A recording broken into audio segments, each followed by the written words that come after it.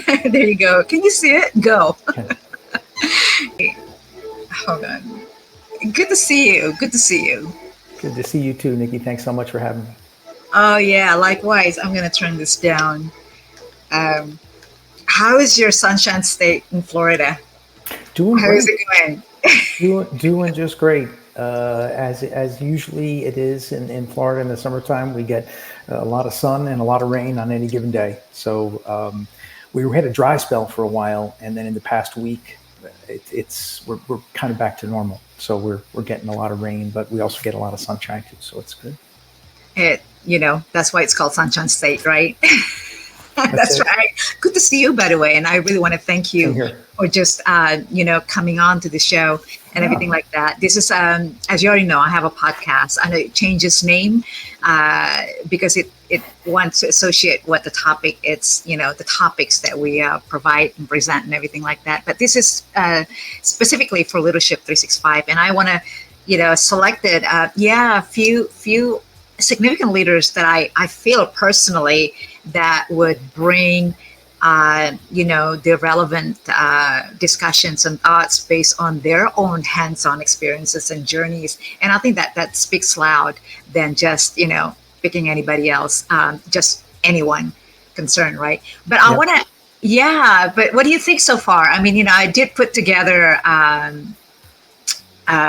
pre-made questions and all of this. How did you feel about that before we even began the show? 100%. Yeah, I'm fine with all of that. I think you might remember from our previous meetings, I'm pretty easygoing.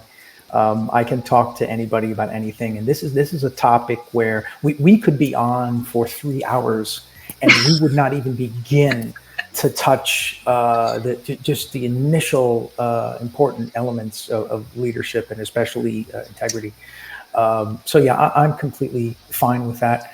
I want to make sure. I'm sorry I logged in a couple minutes late. The link to the platform, it just took me through some extra questions that I wasn't prepared for. So I'm sorry Oh, I is it came in why? late. Yeah, that no worries about it, Joseph. You're the second person actually had informed me that they had some pre-questions before you even enter the studio, the virtual studio. That's interesting. I'm gonna try to follow up on those things, but they're It, okay, it, right? As far as it like, was fine. It was completely fine. It almost I've used Restream before, but it almost seems like every time I use it, it's just a little bit different. Maybe the platform is evolving, and every time it updates, I don't know, but it was just fine. It just took me a couple of extra minutes. That's all. I think all of these apps, it Hmm. really is designed for all of it. I mean, for them too, it's a win-win strategy for them, Yeah, of right? course, The of business course. model is always evolving. The business model is always like, Hmm. trying to get your feedback, our feedback as Yep, users, and they try to update it and evolve and everything like that. yep. But great. I'm glad that you're here and good morning. So, do you want to start now? Sure. Just let me make sure. As far as the time goes, I have programmed until 45 minutes after. Is that still the plan? Absolutely. Okay. I think we can condense it and we can, Good to go. compact this into a very full, impactful episode for this podcast. I just want to let you guys know. Good morning, guys. Kamusta bu? Selamat pagi. Of course, I have to say that. I'm Indonesian, right? Kamusta usted? Goal of this episode is to share and inspire other leaders and audience listeners such as yourself and spark insightful discussions and provide valuable insights for all of you our loyal listeners. And it is Leadership 365. This is our podcast designed to inspire growth and impact for, I want to insert this, sustainability, because we're all for that right now, right? I mean, has been, and I want to just focus on that sustainable living, sustainable leadership as well. So you can create your best year of 365 days ever. That's why we call it Leadership 365, by the way. So good to be here in the presence of you and many of you around the world. I just want to share this quote before I forget. I'm going to turn this down a little bit here, the background music. I come out with this quote, when I was waiting, and I think it just fits in with the purpose and the topic that we have here today. Integrity isn't just a trait, it's the cornerstone of leadership, that builds trust and transforms teams. All right, guys, that's a great quote, I thought, and I know it resonated with me. And welcome back, you guys. I just want to welcome you all. Welcome back to Leadership 365. Those of you who have been following us, the podcast where we dive deep into the essence of leadership and how we inspire change. I'm your host, Nicky there, one and only. And today we have a very, very special guest with us, all the way from, like I said, the Sunshine State, and often called, believe it or not, I checked this out, Citrus Capital. I didn't even know about that. So it's Citrus Capital, Florida, a very good friend, distinguished leader with a wealth of experience in national security and global operations, Mr. Joseph Polanin. Joseph, it's an honor to have you on the show. Thank you for coming on. Nicky, thanks so much for having me. I appreciate it. Thank you very much for that kind introduction, and always a pleasure to speak with you and learn from you and participate. Thank you so much. I before we move on, before we start, Joseph, I just have to do this because the listeners always want to know, who am I speaking with? Who's the guest speaker? Who is this? Well, in case you don't know him, and I know many of you on LinkedIn already know him, you have quite a following as well on LinkedIn, right? That's how I met you, by the way, Joseph. Yep. He's an award-winning CEO, combat veteran, and a #1 best-selling author. I know you had just submitted this, so I want to be very, precise about your bio. And he's a best-selling author leading elite global enterprises to succeed on complex missions and high risk. Hold on, let me pull this out real quick. So Joe Polanin is an award-winning CEO, combat veteran, and a #1 best-selling author, leading elite global enterprises to succeed on complex missions in high risk, high threat operational environments, despite all obstacles. He served 30 years, you guys, 3 decades in the U.S. Navy Special Operations Forces, including 20 plus years of successful command leadership responsibilities, CEO, COO. In 2020, Joe and his daughters founded the Alakai, did I pronounce that correctly? Yeah. Alakai Leadership Group, which provides customized senior executive leadership, consulting, and fractional C-suite support, CEO, COO, CSO, alongside inspirational speaking for expanding and transitioning middle market companies in any industry or sector. Quite accolades there, and many more, by the way, guys. If you check him out on LinkedIn, it's incredible. That's why I want to talk to you about your incredible journeys here, Joseph. Joseph, your leadership journey is nothing short of remarkable. And I am so grateful that I have met you on LinkedIn. And I just want to commend you. Thank you so much again. I want to just say thank you, and then the listeners also probably grateful to wanted to listen to your journeys. Remarkable, nothing short of remarkable. You've advised the President of the United States, even led global teams, and managed enormous budgets. Let's start with the fundamental questions. I have this question: what do you believe is the core principle of effective leadership? I mean, we all always talk about leadership, and it's all over the LinkedIn, right? We talk about this all the time. But with you, what is what is that you believe in the core fundamental principle of effective leadership? Yeah, Nicky, thank you very much for asking, and thank you for that very kind and gracious introduction. I have always believed that the core and the essence of leadership is about learning. Right? Leadership is not a position, it's not a title, it's not a rank, it's not an office, it's not something that one is appointed to or elected to. Leadership, at its core, is a process of learning, growing, expanding, caring for people. And if one is curious and one has a thirst for knowledge, and then has the ability to impart that knowledge to others, especially in helping individuals and teams grow and evolve. I'm a big believer that great leaders, as they learn and they grow and they evolve, their primary purpose is to develop new leaders. I'm often reminded of a lesson I learned very early in my professional career. Imagine the best leader that you ever knew in whatever industry, whatever sector, whatever profession you're thinking about. Who is someone, and who's that person that you admire, that you respect, and that you say, that's the best leader that I've ever known. Now, set forth on a mission to develop new leaders to become better than that leader. That's how we move forward. That's how we evolve. That's how the leaders of tomorrow are going to be shaped today. And so for me, at its core, leadership is all about learning and growing and developing the next generation of leaders to be better than the best we ever knew. I like that. Absolutely. I think, this is one of the things that I have learned about just putting it out there. Leaders don't follow. We create leaders, other leaders. I think that's the main component of all what you just said, right?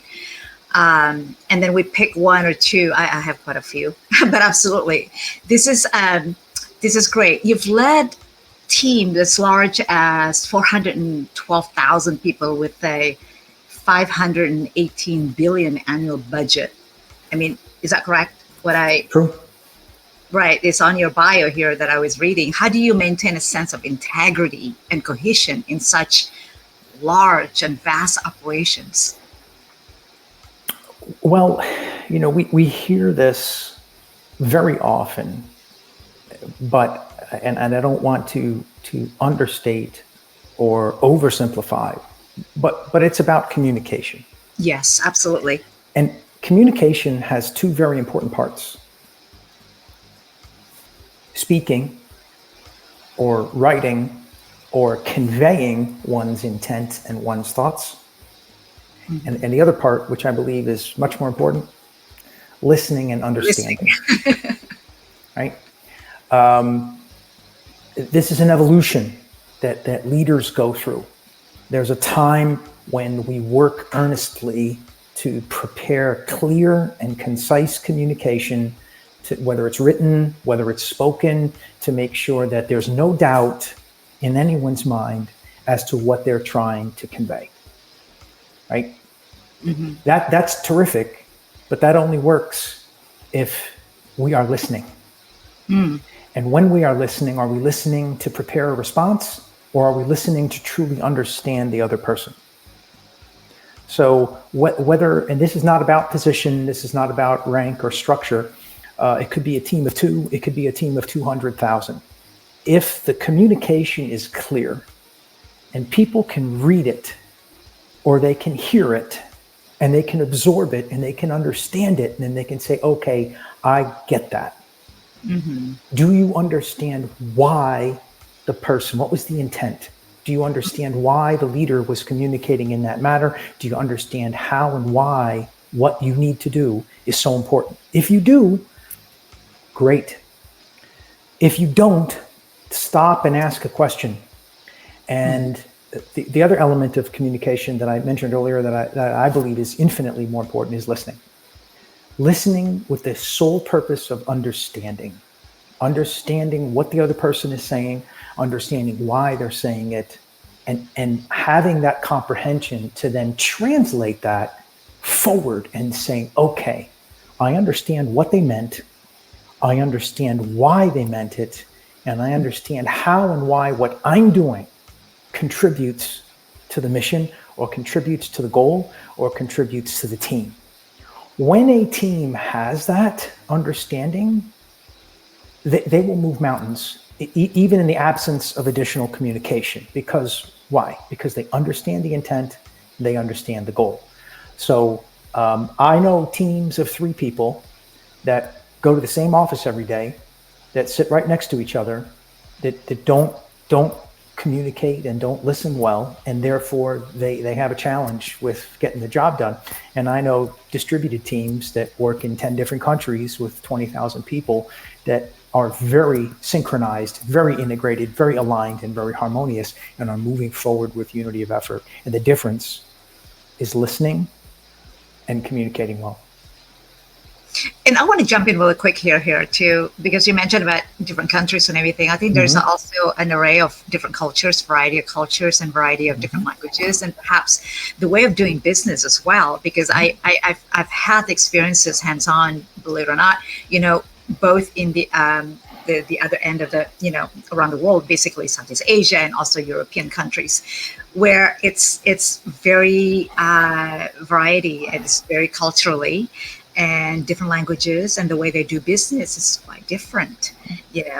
In Southeast Asia, for example, the Chinese, right? The Indonesian, for example, right? Australian, we have dealt business with, and Malaysia, Singaporean.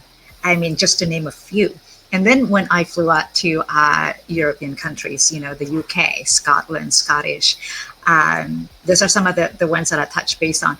But what are your thoughts about that? The cultural differences in the foreign languages that we have to adapt, in the way they think, the way they do business, even on a daily basis, and then. Okay, we want to touch also on the faith and the religion, because in Muslims, on Fridays they have to cut the hours by half because they have to do the Friday prayers, for example, and some holidays and everything. So there's a whole lot of conversations behind that, I think. What do you think? Yep.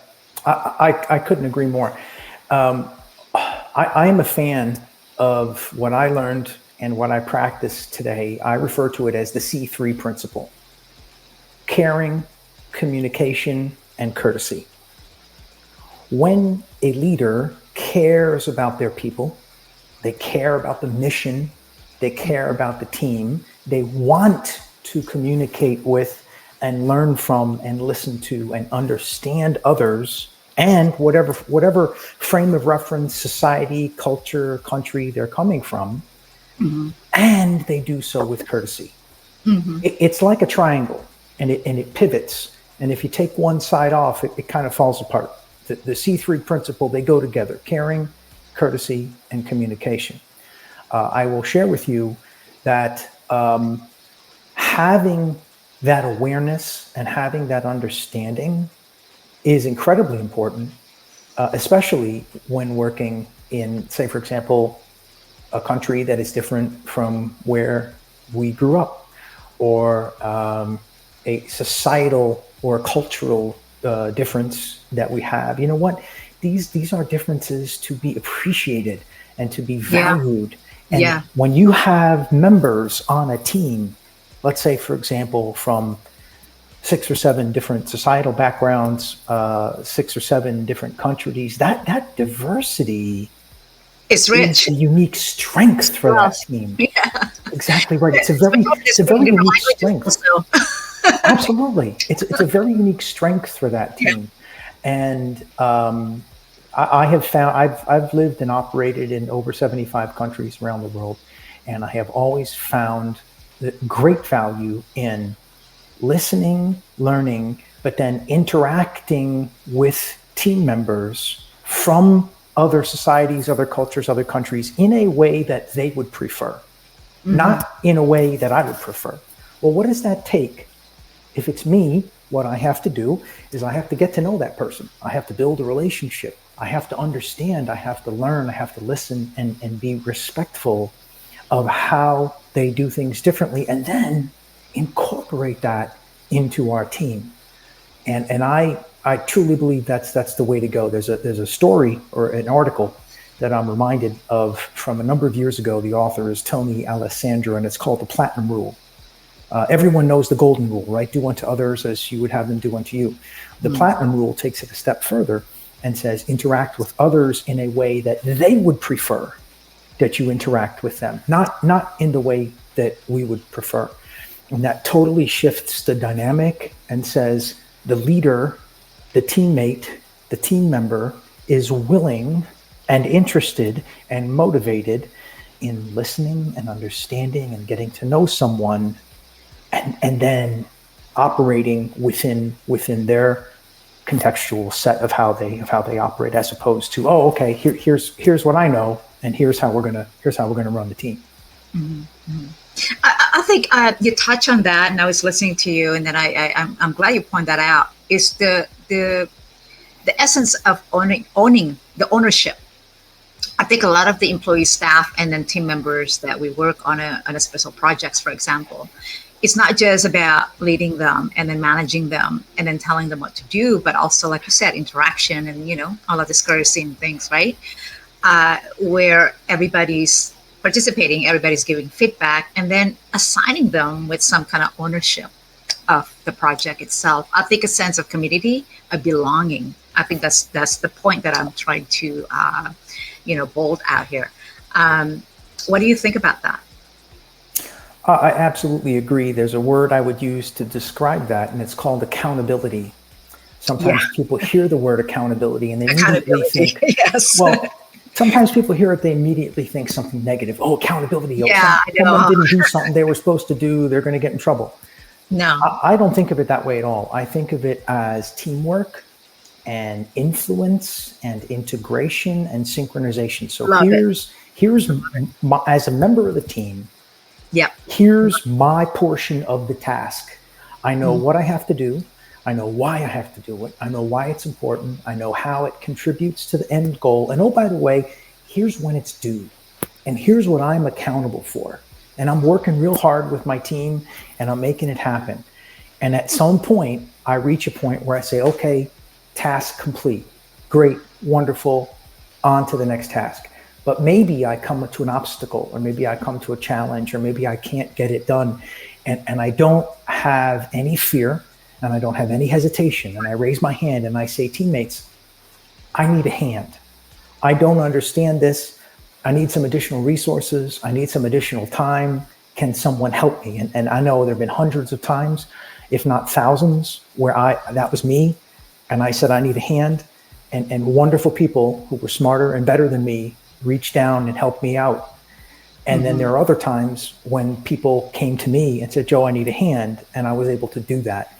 That's accountability. That's teamwork. That's leadership.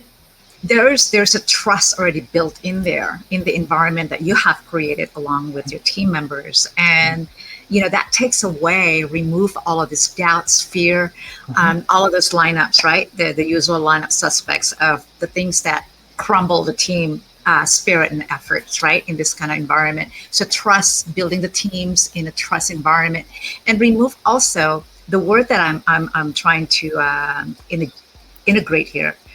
It's micromanaging. So that's sort of like a toxic, right? So let them be, be creative. Be the word that you used earlier, Joseph, is curiosity. I think it's all about that too, as well. If you want to be creative, and then I think it's all about that now, moving forward in the future. Because look at what's surrounded us right now. I mean, all just beautiful evolution of humanity, right?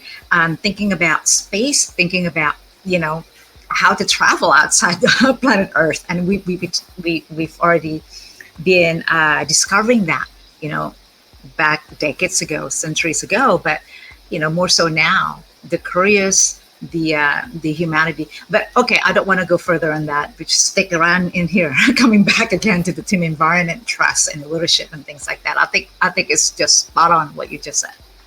Thank you. Thank you. Yeah, I appreciate it.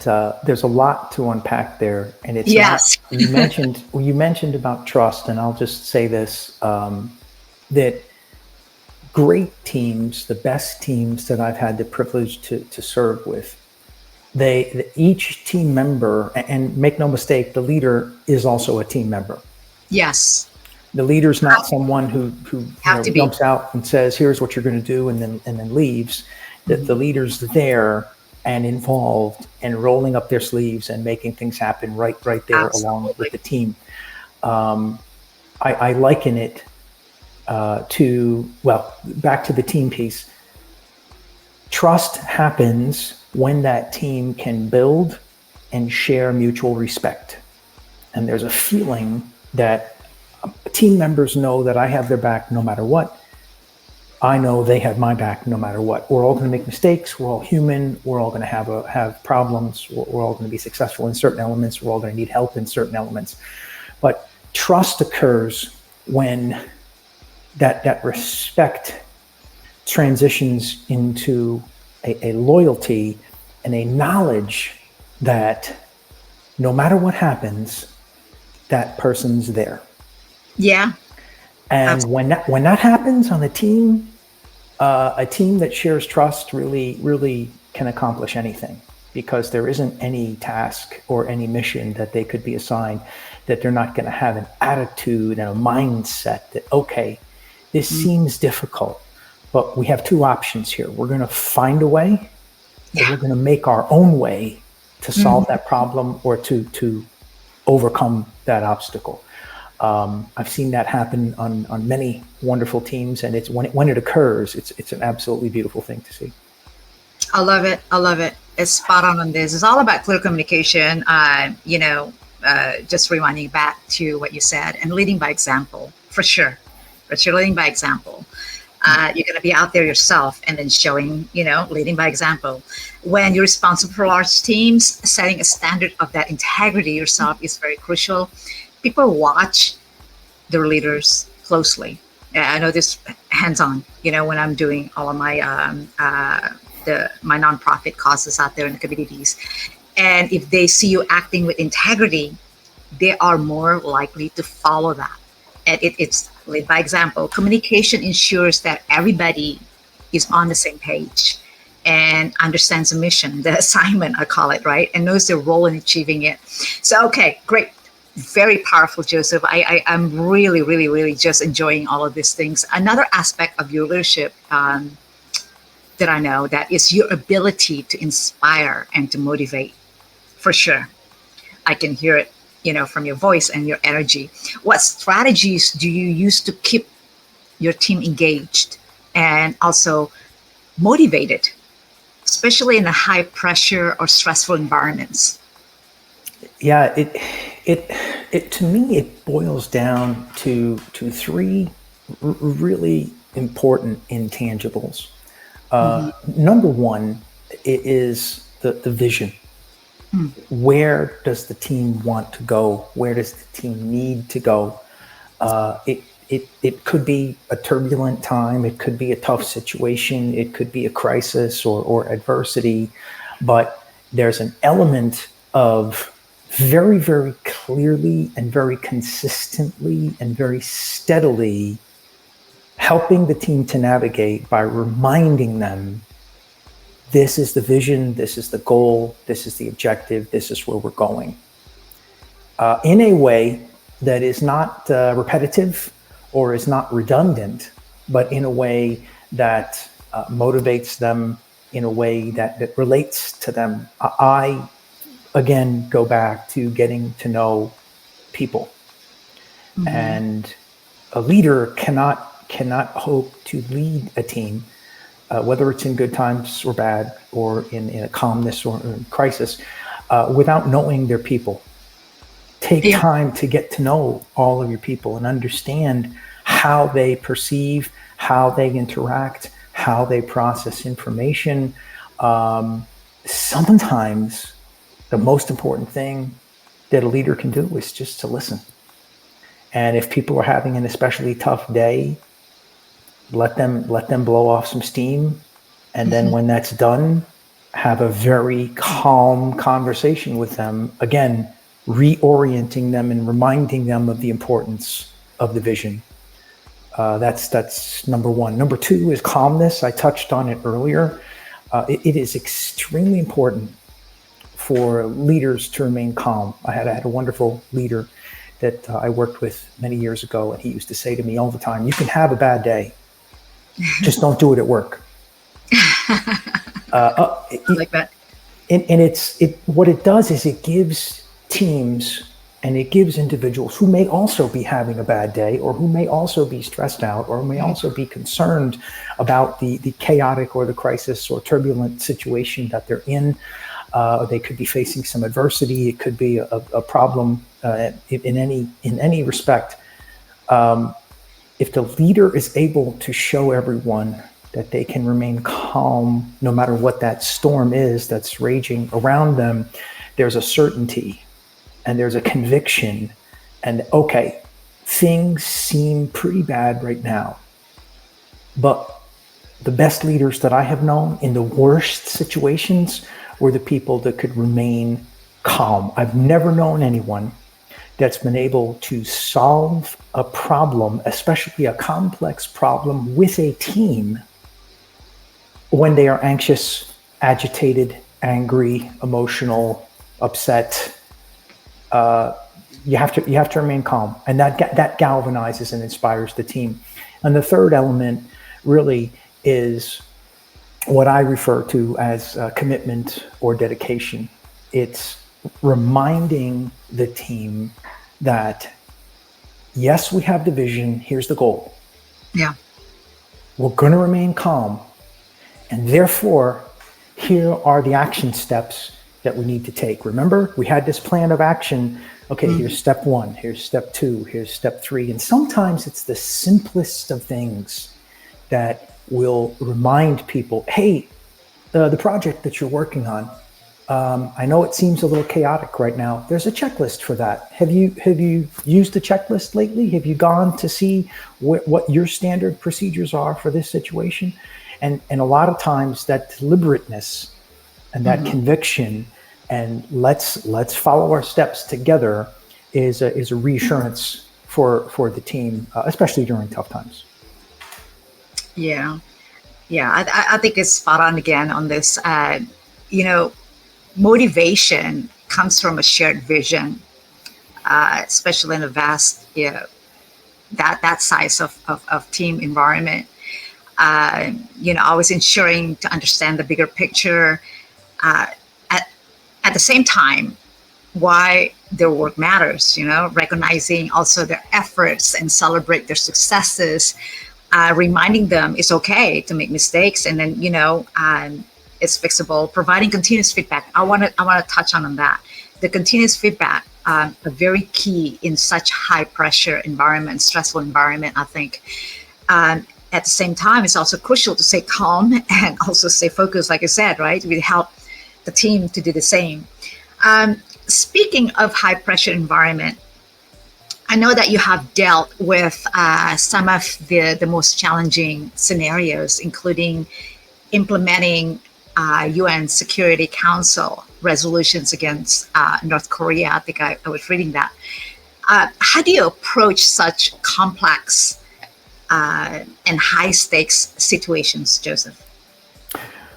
Well, in those cases, Nicky, whether it is a very, very complex international global initiative or whether it's a team that's local or regional, I think the same principles apply, and that is finding 2 or 3, no more, finding 2 or 3 very powerful priorities that everyone can agree on.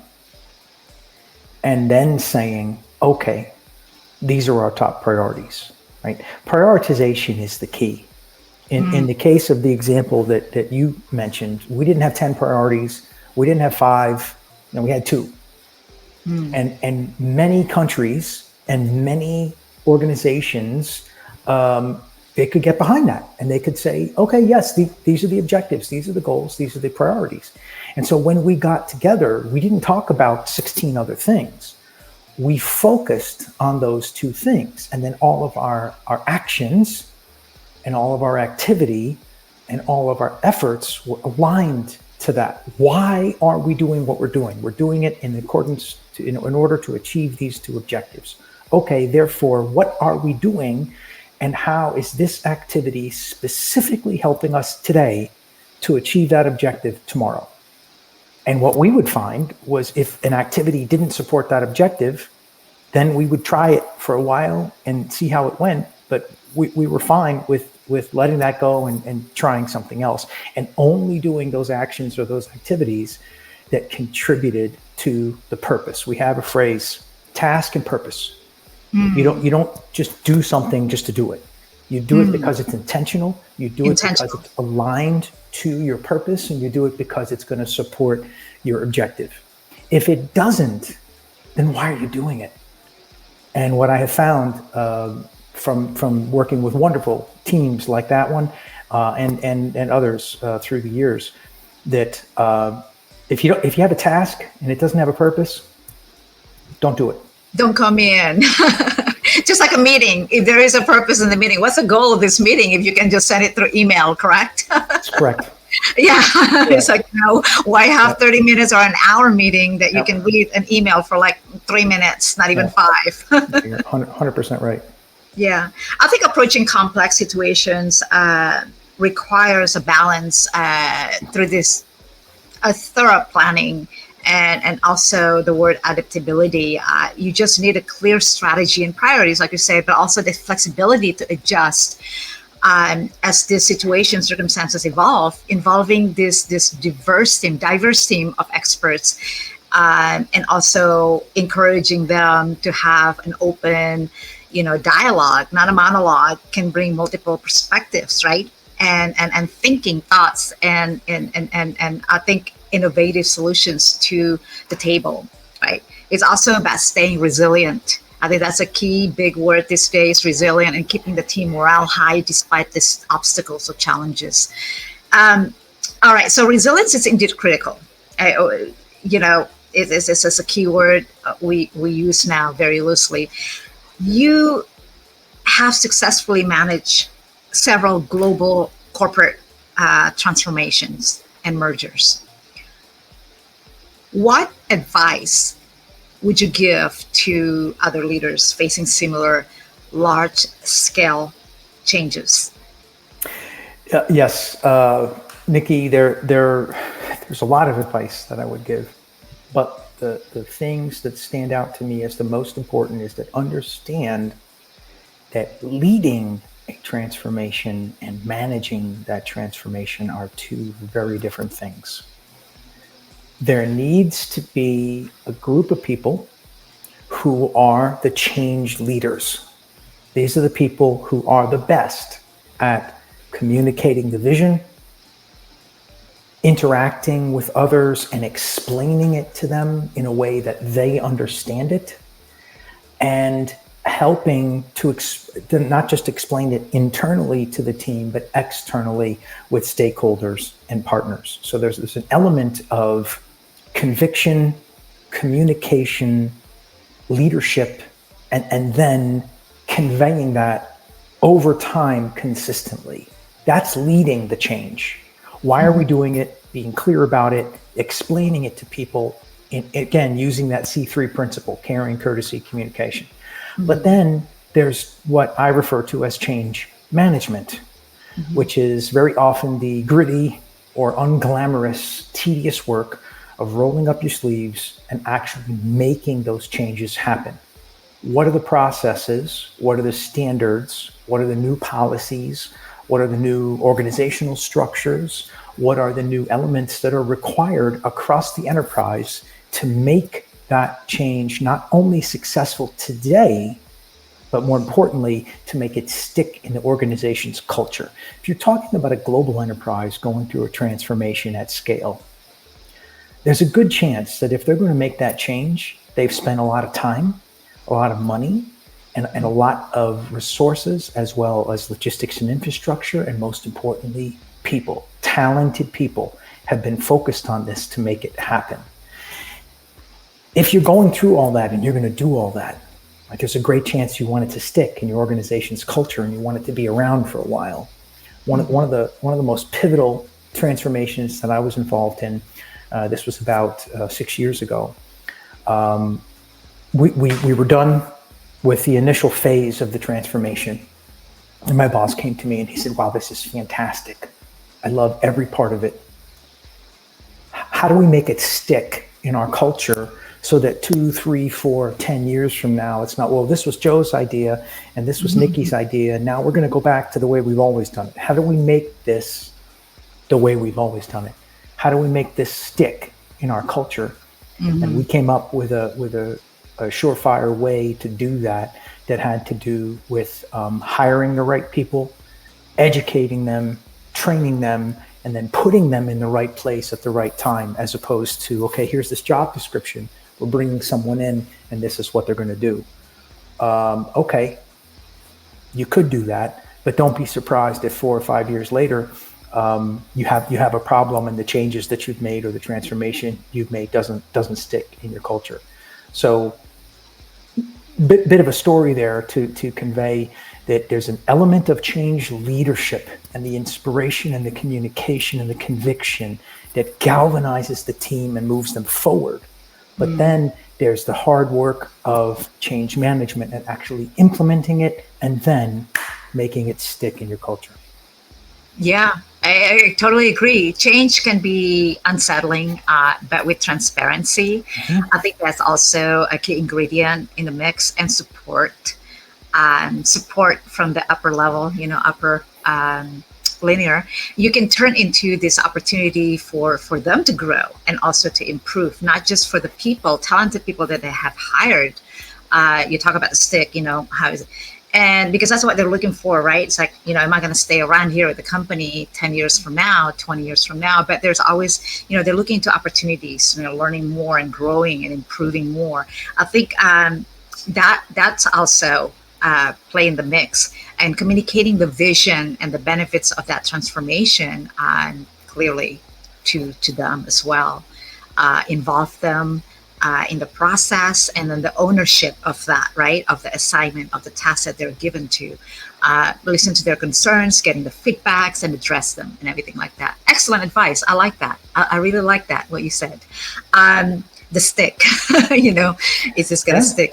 Yeah, I think it's reality. It's reality. Well, you said it too, and I'll wrap up with this point, and then I'll turn it back over to you. You talked about the importance of feedback. I've been involved in several successful, lasting global enterprise transformations.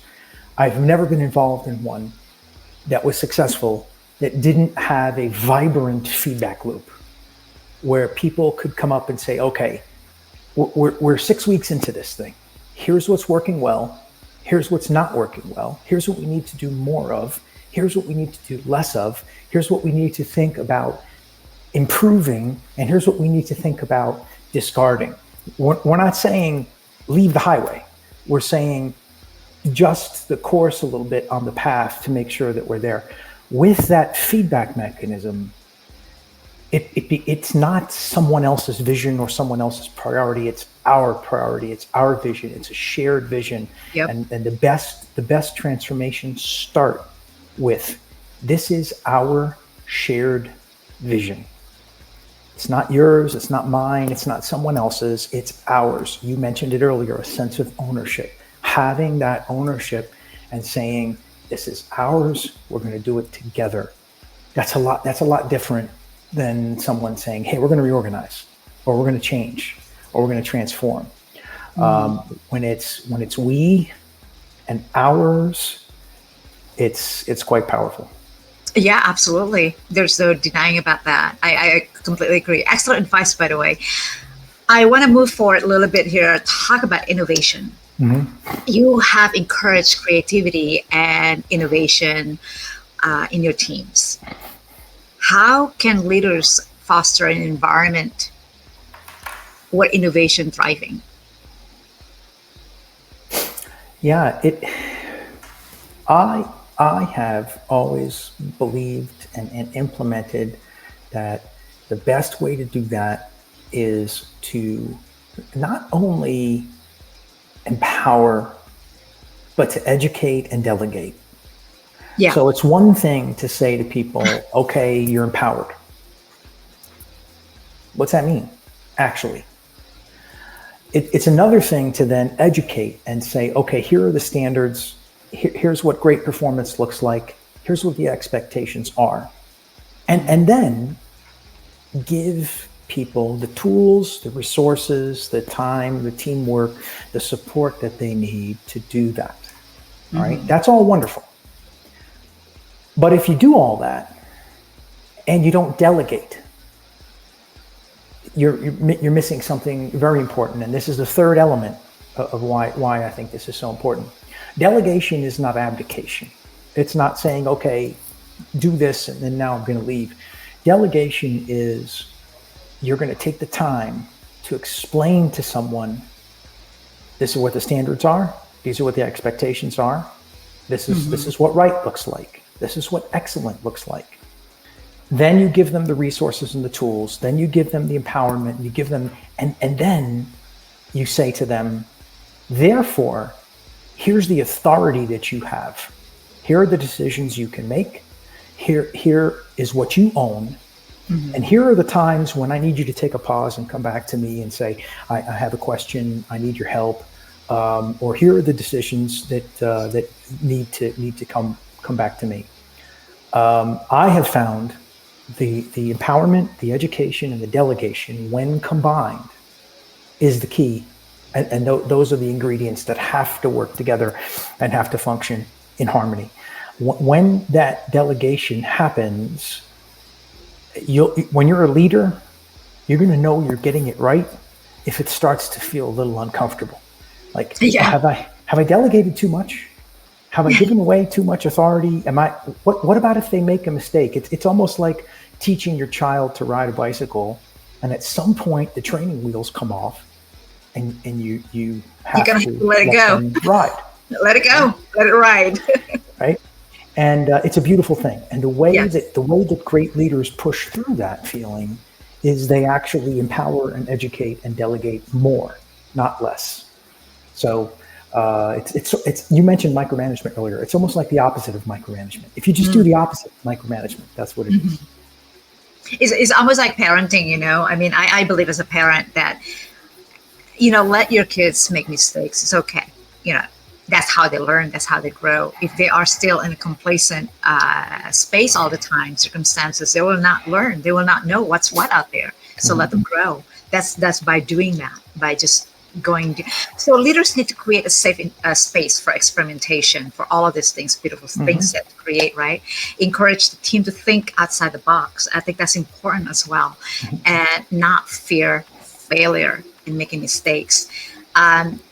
Obviously, there's a measured mistakes. I should say that, right? And it's what's the right word for here? You can help me, Joseph. It's a measured or can be fixable. Basically, recognize and reward innovative ideas. I think that's important. Celebrate the successes, and provide the resources and support that they need to bring those ideas to life. Basically, to make it happen, implement them. It's also important to always lead by example. Showing the team that you value and pursue the innovation yourself. I think that's important. Spot on again, as always. My next question here is that creating a culture of innovation is very vital. You've lived in over 75 countries, as you mentioned, right? Gaining this understanding of diverse culture. Yeah, I know that we touch on already a little bit on this. How does a culture awareness impact leadership? Your take on this? Yeah, it's deeper than awareness. It's respect and understanding.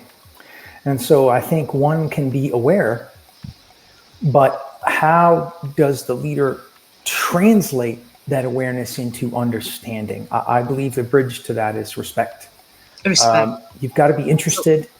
You got to be curious. You've got to want to learn about that other culture, that other environment, that other society, that other country.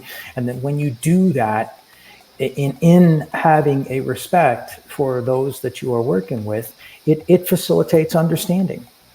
And absolutely. When leaders on a team achieve that, it truly is a remarkable thing. For me, that's what it's always been about.